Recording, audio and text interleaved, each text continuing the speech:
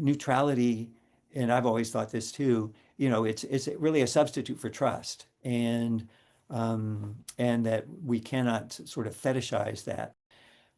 And then mediators don't exist outside of the conflict. We're not like this completely above the conflict, that what we do actually does shape the outcome, and that we need to accept that that is the case.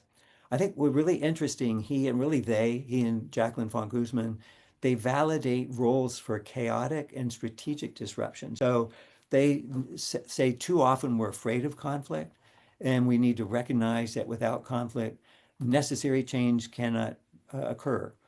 Injustices cannot be challenged.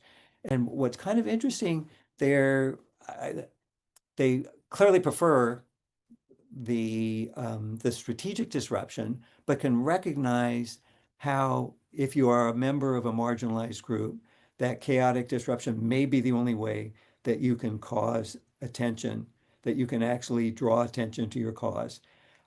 There are dangers of chaotic disruption. It can get out of hand. It can create violence. It can create repression, et cetera, et cetera. But they acknowledge that there is that role, and very much a role for strategic disruption, including within the third party role, right? That you can actually introduce questions that may disrupt the way people are thinking, and that might be appropriate to do.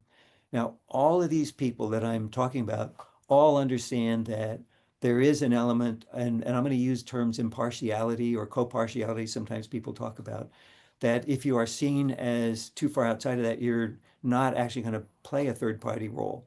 So they're not critiquing this idea that there is something different about a third party. You're not an advocate for the parties. You're not an advocate for any one of the parties, or you're not an advocate for one particular outcome.